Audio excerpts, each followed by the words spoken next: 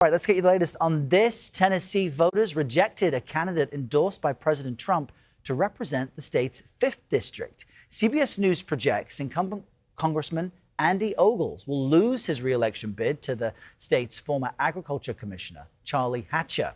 It marks the second loss this week by a candidate supported by the president. And in a test of the state's newly configured 9th congressional district, CBS News projects Democrat and State Representative Justin Pearson will face Republican Brent Taylor in the general election. Republicans say that seat is central to a clean sweep in the volunteer state, a key to holding on to the slim GOP majority in the House, which we've been discussing extensively for months. CBS News political director Fin Gómez joins us now from Washington to discuss this and more. Fin, good morning. Voters were not inclined to re-elect Ogles, as we've just mentioned.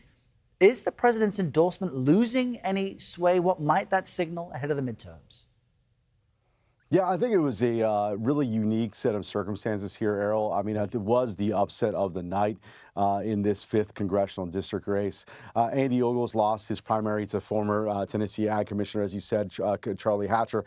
It just wasn't just a contest between two Republicans in a primary fight here. It really became a proxy fight, Errol, inside the Republican Party in the state. Ogles, as you said, it was a Freedom Caucus member, but he's also one of the party's most outspoken and controversial conservatives for some of the things he said over the years. He did have President Trump's endorsement, but Hatcher had much of the state's Republican establishment, and I think that coalition ultimately prevailed. The race also drew an unusual amount of spending, outside spending, Errol, in its closing stretch. A pro-clean energy super PAC poured roughly $2 million into supporting Hatcher. The group, which is funded by tech billionaire Chris Larson and several solar energy companies, went after Ogles, and Ogles repeatedly criticized this group, saying they was trying to buy the election because of his opposition against renewable energy. So I think that really played a massive role here. But I do think, Errol, to your point, this continues to show this primary cycle is becoming one of the most anti-incumbent primary cycles in recent history that I can remember as long as I've been doing this. And we've seen a remarkable amount of sitting members in Congress really lose their renomination fights before Labor Day, something that's highly unusual in these midterm cycles, Errol.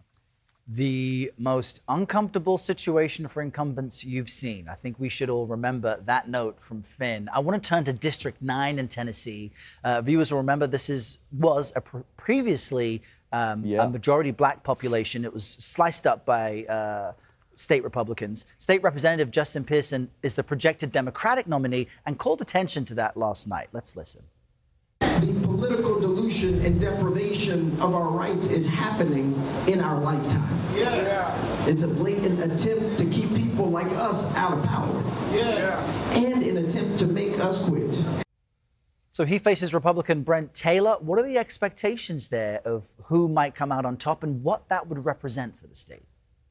No, I think this district has changed dramatically because, as you mentioned, this was one of those districts impacted by that mid-decade redistricting push championed by President Trump. So it becomes far harder for the Democrat, for Pearson, to win in this district. It has changed dramatically. If you look inside the lines of these new lines in this new map, President Trump has won by roughly 21 points. It's like a plus Trump plus 21 Trump district. So it really becomes a lot harder for Pearson here to win. And I think you're seeing it as essentially a casualty of this push of redistricting by Republicans. And I think you're going to see some of these more examples throughout the midterm landscape. Errol.